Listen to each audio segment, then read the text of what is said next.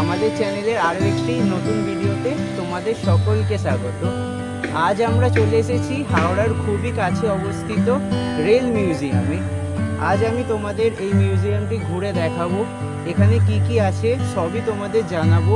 এখানে টিকিট মূল্য কত, এখানে তোমরা কিভাবে আসবে, সব তথ্যই তোমাদের জানাবো এই ভিডিওর মাধ্যমে। তাহলে চলো বেশি কথা না বাড়িয়ে আমাদের আজকের এই ছোট্ট ভিডিওটি শুরু করা যাক।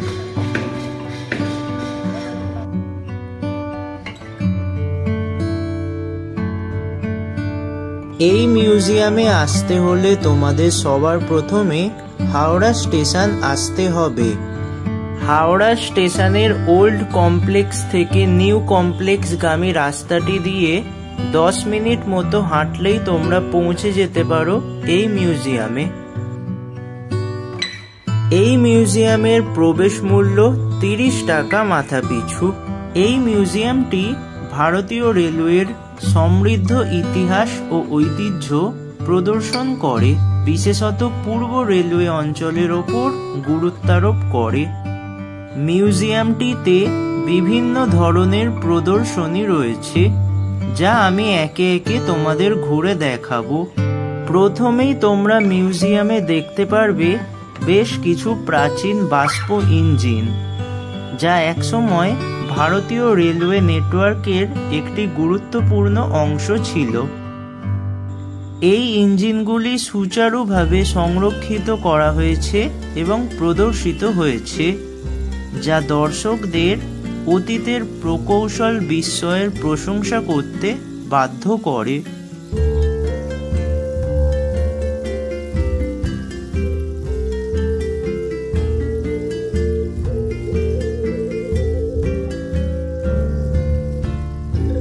প্রাচীন বাষ্পীয় ইঞ্জিনের পাশাপাশি এখানে আরও বেশ কিছু ছোট ছোট মডেল রাখা হয়েছে।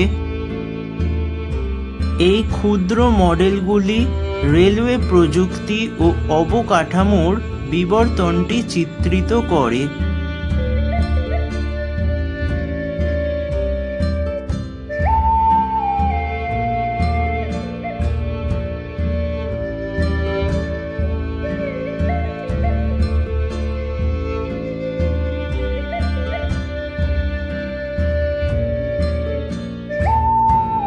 মিউজিয়ামটি বেশ অনেকটা জায়গা জুড়ে অবস্থিত।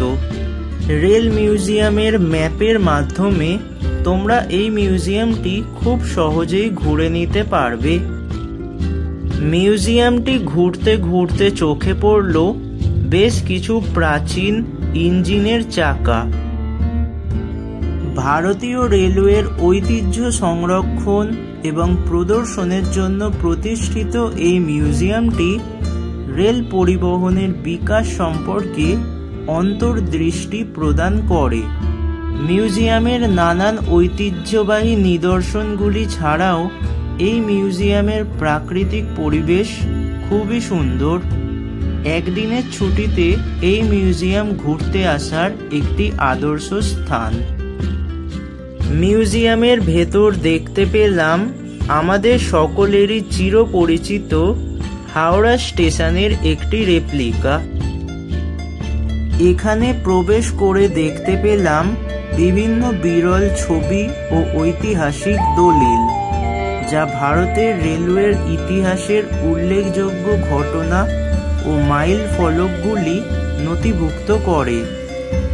এর মধ্যে বিখ্যাত ট্রেন, বিশিষ্ট রেলওয়ে ব্যক্তিত্ব এবং গুরুত্বপূর্ণ অবকাঠামোগত উন্নয়নের ছবি অন্তর্ভুক্ত রয়েছে।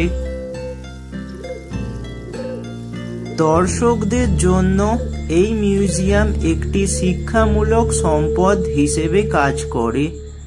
রেলওয়ে প্রযুক্তির অগ্রগতি, ভারতের অর্থনৈতিক উন্নয়নে রেলওয়ের ভূমিকা এবং রেল পরিবহনের সাংস্কৃতিক প্রভাব সম্পর্কে বিশদ তথ্য প্রদান করে।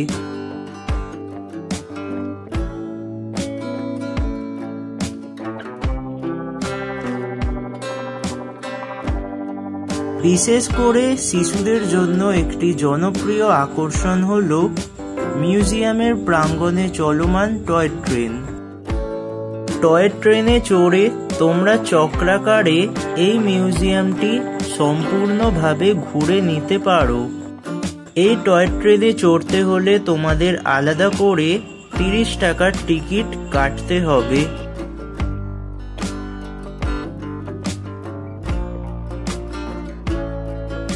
প্রসঙ্গত উল্লেখ্য, এই মিউজিয়ামে প্রদর্শিত ঐতিহ্যবাহী লোকোমোটিভগুলির মধ্যে রয়েছে 1855 সালে নির্মিত বাষ্প ইঞ্জিন ফেয়ারি কুইন, যা গিনেস ওয়ার্ল্ড রেকর্ডে বিশ্বের সবচেয়ে পুরনো কার্যকারী বাষ্প লোকোমোটিভ হিসেবে স্বীকৃত।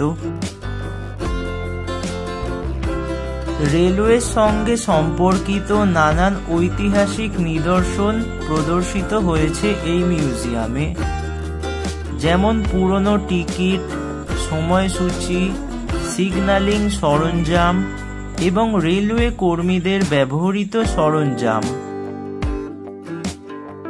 এই আইটেমগুলি রেলওয়ের কার্যকরী দিকগুলি সম্পর্কে একটি সম্যক ধারণা প্রদান করে। এছাড়াও এই মিউজিয়ামে বেশ কিছু অডিও ভিজুয়াল উপস্থাপনা রয়েছে, যা পূর্ব রেলওয়ে জোনের ইতিহাস, হাওড়া রেলওয়ে স্টেশনের নির্মাণ ও রেলওয়ের সামাজিক অর্থনৈতিক প্রভাব সম্পর্কে বর্ণনা করে।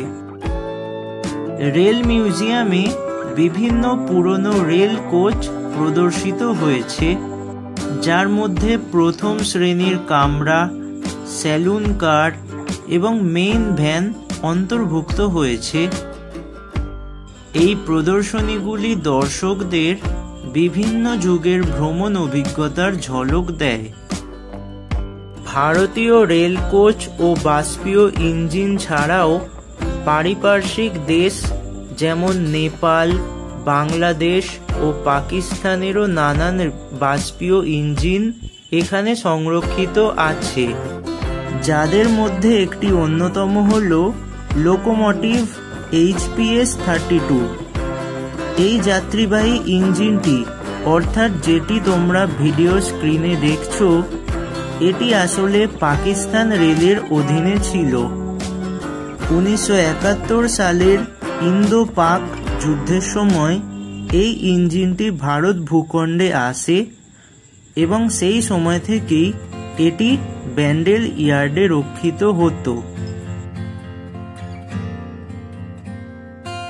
এই মিউজিয়ামের প্রাকৃতিক পরিবেশও সত্যি খুবই সুন্দর। নানান স্থানে তোমরা দেখতে পারবে রং বেরঙের নানান ফুল গাছ।